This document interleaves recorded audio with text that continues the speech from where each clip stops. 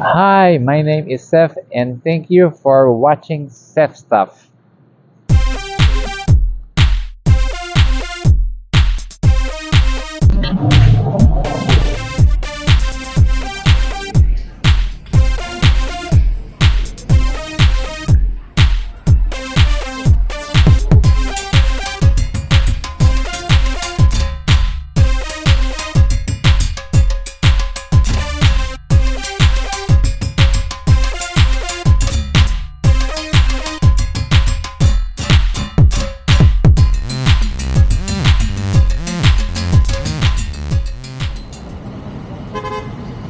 About 3 years ago, I bought a 2020 Cherry Tiggo 5X unit at Cherry Alabang. Simple lang dahilan bakit napili kong itong kotseng ito. 1. Pasok siya sa budget ko na between 800,000 and 900,000 pesos range. Number 2. Free PMS for the first 3 years plus engine warranty up to 10 years. So, saan ka pa? And number 3, para maiba naman ang sasakyan ko compared sa rest of the Pinoys na Japanese or American cars ang dinadrive. Actually, gumawa ako ng owner's review vlog about my Cherry Tiggo 5X which mapapanood nyo sa videos listing ko under this channel. Kaya nung narinig ko kamakailan na may bagong labas ang Cherry na Tiggo 5X, dali-dali akong nagpa-schedule ng test drive sa Cherry Alabang. At sobrang natuwa ako after hearing that the latest version of the Tiggo 5X is the hybrid version. So tara, let's check this out. Hi everyone, so nandito po ako ngayon sa Cherry Alabang at kasama ko po ngayon si Sir Felmar, Sales Executive ng Cherry Alabang. Hi sir. Yes, sir. So ngayon, andito kami para pakita sa inyo ang bagong Tiggo 5X Pro Hybrid. So Sir Felmar, ano ba yung bago dito sa Tiggo 5X? Bali, sir, ang nabago ngayon dito sa Tiggo 5X Hybrid, Tiggo 5X Pro is yung sa front grille natin. Kung mapapansin mo, sir, yung unang variant ng Tiggo 5X is pure black lang siya na plastic. Bali siya ngayon, sir, is na kaparehas na niya yung mga top of the line na unit. Actually, napansin ko nga na sa lahat ng ng mga models ng Tiggo, maski Tiggo 2 pa siya, 5X, 7, lahat ganito na. How do you describe this? Honeycomb ba ito? Ano siya, sir? Alam mo to? Parang mga diamonds Diamonds, no? Ang ganda eh. Ewan ko para sa iba, pero para sa akin, mas maganda yung itsura nito. Mas social, mas improved siya, mas mukhang premium. Diamond Galaxy Grill ang tawag sa kanya, sir. Sa ang ganda ng white na color nitong Tiggo 5X. Yes, sir. Sporty white po siya. Lahat ba may kasamang red na lip ba tawag dito? Sir, sa hybrid lang po siya meron. Okay. So meron din Tiggo 5X Pro, pero hindi hybrid. Na hindi hybrid, sir, wala po siyang kulay red na line dito. Okay. Pag sakaling may red, hybrid. Ganun makikita si hybrid, sir. Meron talaga siyang kulay red. Okay. Dito sa harap. Tapos yung natin. Siguro later explain nyo, sir, kung ano yung difference ng hybrid sa hindi hybrid. Kasi I'm sure marami sa ating mga viewers, aminin natin, hindi pa masyadong familiar kung ano yung difference ng hybrid na sasakyan sa traditional o yung mga hindi hybrid na units. Okay, ano pa yung features nito sa exterior wise? Bali, sir, yung natin is yung gulong naman po natin. Compare naman po kay kulay black kasi si Pro. Oo. Compare kay hybrid na iba yung kulay niya. Tapos yung gulong natin ang size niya is 18 na siya. Oo. Ano to? Parang silver ba to? Parang gray? Silver, sir. Silver, oo. Yes, Parang gun metallic yata ang tawag dito. Not sure pero hindi nga siya itim. Opo. Ang size ng gulong natin is 18, sir. While si Pro, Tiggo 5X Pro is 17 pa rin siya. 17. Ito 18. Yes, Okay. sir. Tapos sir, kung makikita nyo, mayroon din siyang kulay red yan na linya. Oo. Diyan mapapansin si hybrid na ano. Hybrid pala. Actually, gusto ko nga yung pagka-red niya eh. White lang ba yung kulay na available for hybrid variant? Hindi sir, meron tayong color blue, black, silver, white, tapos meron din tayong kulay red. Pero regardless sa color, basta hybrid, may red na... Yes po sir. Oo, may red na accent. Okay. Ano pa po? Dito sa... Meron pa ba dito? Na exterior wise? Dito, naka-auto-fold pa rin siya. Mm-mm. Compared kay T5X Pro na manual pa rin siyang pino-fold. Siya sir is naka-auto-fold. Oo, yung nga yung pansin ko kasi kung meron man akong tawag dito hindi nagustuhan kasi sa Tigo 5X na dati is yung manual folding ng ano na kasi di ba napaka-inconvenient especially pag umuulan bubuksan mo pa yung Yes. bintana tapos sila at least ito very good job. Ano pa po? Kung makikita nyo, meron din po siyang camera. Okay. So ibig sabihin, ano to, meron itong 360 camera. Yes, camera. Okay, galing. May sensor din ba ito? Pag yes po, sakaling sir. may for blind spots? Yes po. Wala siyang sensor na blood spot detection po. Wala po siya, sir. Okay, so ano yung sensor niya? Ang sensor niya lang po, kumbaga sa harap, kasama Okay. na dito sa side, sa likod po, sir. Oh. Kung may malalapitan siyang mga tawag nito, mga Sasakyan, no? Oo. mga motor, tutunog siya. Oo. At least okay yun kasi yung sa dating Tigo 5X, wala nun eh. Kaya paminsan hindi ko na sure kung tatama na ba ako sa harap, kung magpa-parking ako na, di ba, paminsan, especially pag white ang wall, kung di kaya madilim, di ko na alam yung distansya ko. So, sorry guys, talaga nako-compare ko yung luma sa bago. Pero I think this is what this vlog is all about. Nakasama na sa review yung pag-compare ng lumang 5X sa bagong 5X. Yes po, sir. Okay. Sige, na-excite na ako. Dito naman tayo, punta naman tayo dito sa likod. Sa likod, sir. Ayan po, makikita niyo, naka-indicate na po sa kanya si hybrid. Actually, sir, si Tigo 5X hybrid is mild pa rin po siya. Okay. Hindi siya kasama sa coding exemption. Oh, okay. Kumbaga, meron lang siyang 48 volts na engine support. From the words, hybrid po siya. Sige, siguro ang perfect time na to para explain natin sa viewers natin. Ano ba talaga yung difference pag bumili ka ng na hybrid na sasakyan? Sige, Tigo 5X Pro Hybrid, anong nagkaiba niya? For example, sa Tigo 5X ko na gas combustion na unit. Ang pinagkaiba po nila, sir, yun na nga, hybrid siya. Meron siyang 48 volts na battery na engine support. Kung magagamit lang natin siya pag naka 80 kph na 80 kph na yung takbo natin. Yun mo siya magagamit. Okay. Hindi mo siya magagamit sa city. Kung magagamit mo lang siya sa expressway. Okay. So as long as hindi pumapalo ng 80 kph yung takbo mo, ang nagpapa-under nun is gas Yes, pa rin.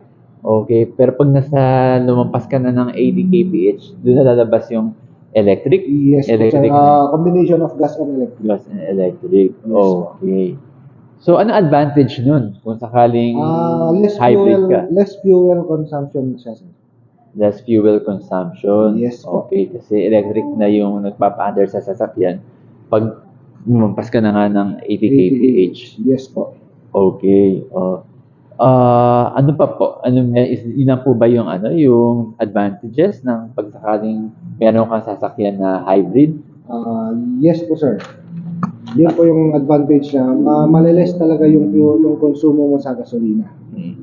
Okay, sir. Sir Felmar, as compared naman kung sa mga EV, kung fully EV na sasakyan, kung tatanungin kita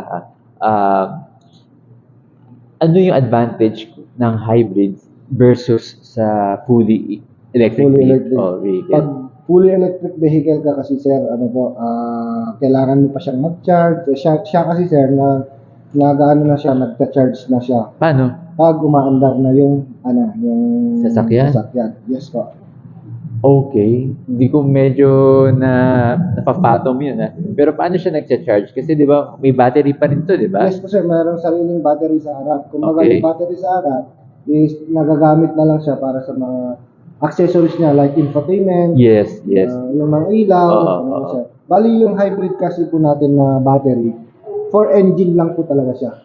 I see. Okay. Para sa engine lang po Oo. talaga yun. So, hindi mo na kailangan may charger pa ba ito? Pag sa Wala na, pinag sir. sa bahay, so hindi mo na kailangan yun, di ba? Hindi mo na kailangan yung charger. Oo. Unlike kay full Fully electric, EV. kailangan mo pa siyang Mm. i-charge. Kung maubos yung ano niya, As wala kang charger. tapos wala kang charge, hindi mo siya magagamit ang malayuan, Tama, kumbaga. tama. Oo. Ito, Magagamit mo lang. Ito sir, kahit saan ka pumunta, meron pa rin siyang gas. correct. Oo. So, worry-free ka dito. Yes. Oo, ayun. So, at least, tama-tama pa rin to sa Pilipinas kasi yung infrastructure natin, wala pa talaga tayong mga Yes, charging sir. stations as Opo. compared sa ibang countries like China, Japan, na halos lahat o na kanto meron silang ano. Yes po sir. Sige, ngayon, fully na understood ko na kung ano yung difference ng hybrid versus sa fully electric versus sa traditional or gas combustion na sasakyan. Yes sir, pwede Ano to? Interior na tayo. Yes sir, sa interior lang. Sige. Parehas lang din sa unit mo sir na push button. Ay, push button dito. Ito po Ayan. sir. Yes, Okay. sir. Ito na po. Oo. Di ba sa isa dito?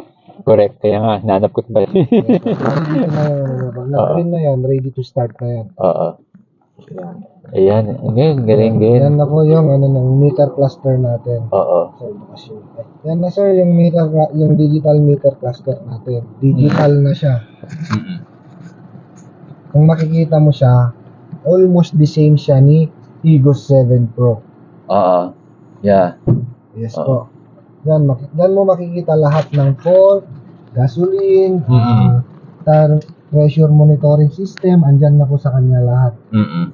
Hindi na siya analog, kumbaga digital niya. Kung makikita mo yung zero dyan, number na lang yung lumalabas, hindi na Oo. ano. Tama. Hindi na yung may tawag nito, yung pointer. May yung, mga point. yung apo.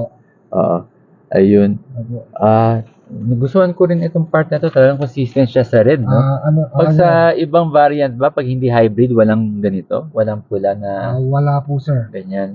Ang ganda eh. Talagang sporty yung dating eh. Yes po sir. Pati yung mga stitches niya, parang talaga mukhang premium, malinis. Red accent sir. Dark Oo. interior with red accent line dito. Oo. Yeah, saka gusto ko Yes, to yung parang mas madali siyang linisin. Hindi siya yung, may mga iba kasi yung parang ang shiny masyado. Yes po sir. Tapos makitang-kita mo yung dust, yung alikabok. Yes po. O, at least ito, ginawa na ng paraan.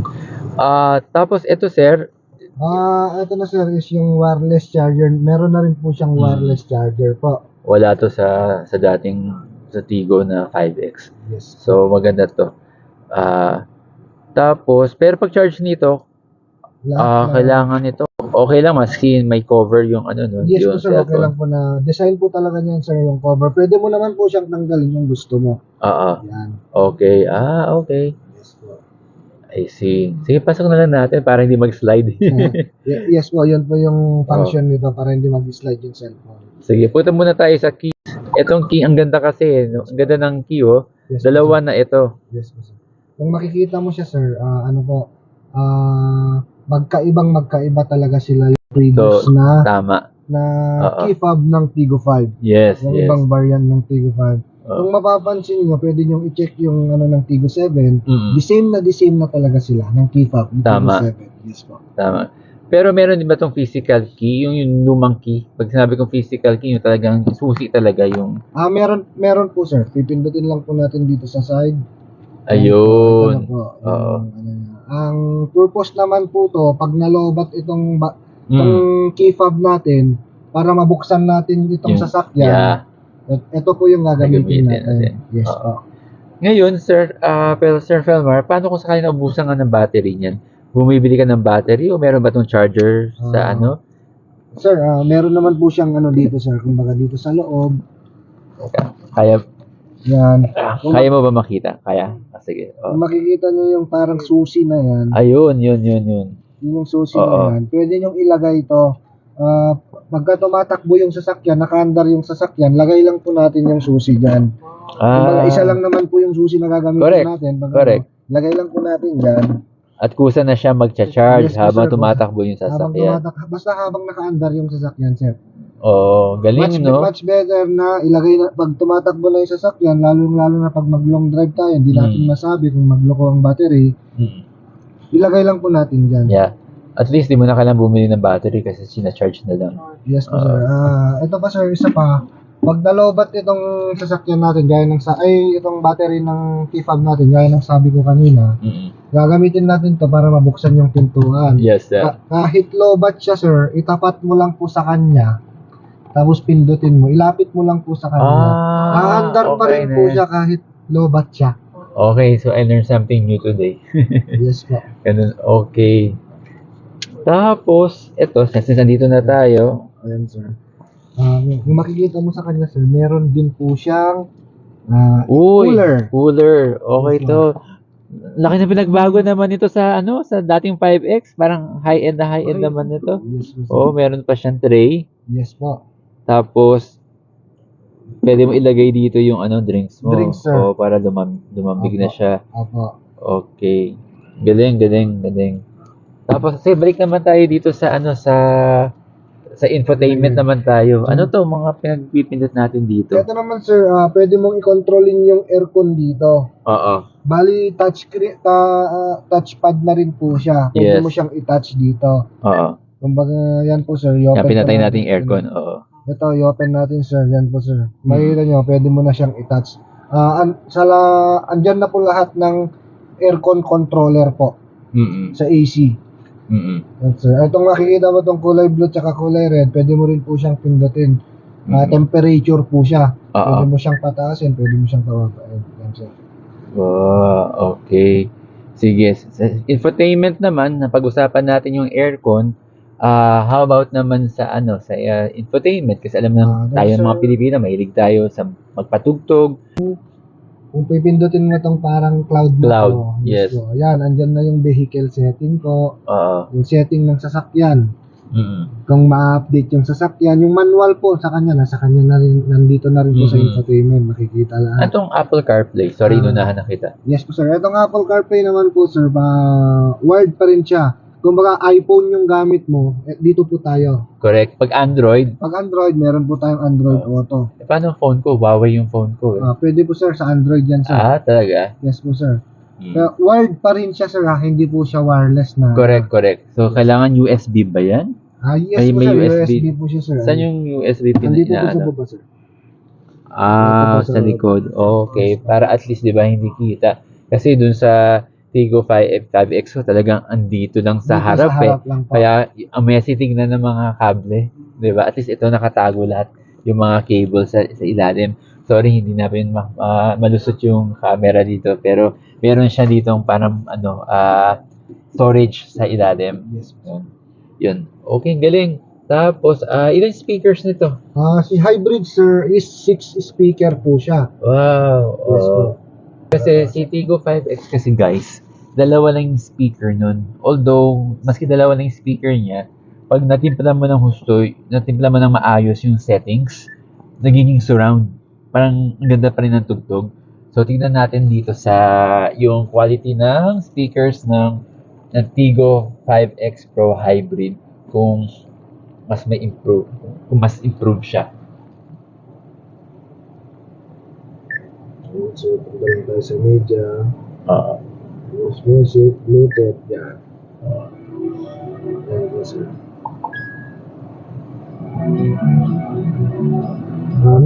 Meron controller po dito ng audio. Meron din po siya dito. Okay, I see. Yun.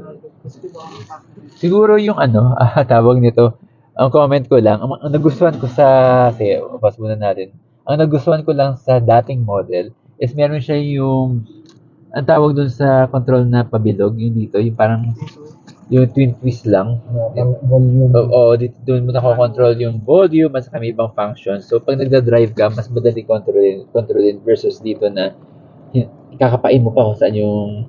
Yes. Although meron naman dito, pero mas enjoy ko yung dito. Yes po, sir. Yung bilog na yun. Yung volume, tsaka pwede mo rin siyang i-open dito. Correct, oo. Yung infotainment. Infotainment dito. Yes, Okay, so I guess ano pa ba to? Pwede natin Sir, meron pa Dito, tayong ano dito, yung pinaka may tricks pa. Oh, Yes, sige. yes, sir. Ito po, si 360 camera. Yun. Yun ang yun ang wala sa luma.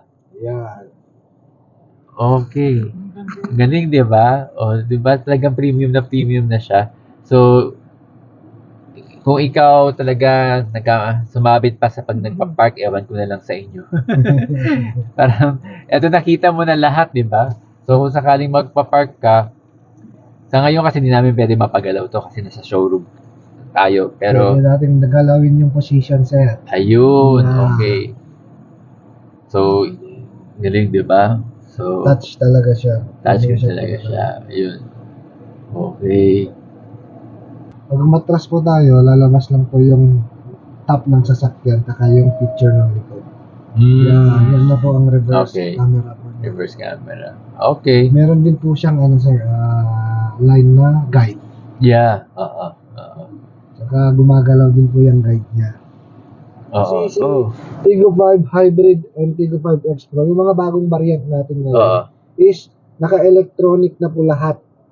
Okay. Cambio, electronic brake, Tapos to, check rin natin to. Opo, So, meron tayong moonroof po natin. moonroof, di ba? Yan po. Oo. Ayos. At saka tingnan nga natin.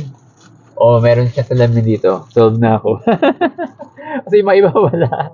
Ito, meron siya salamin. Yes, sir. Okay. Sir, pwede pa natin siyang buksan, sir. Oo, yan. Kung gusto mo ng hangin. Yes po, yung fresh air. Fresh Lalo air. Kung nasa probinsya ka. Yan po. Okay. Galing.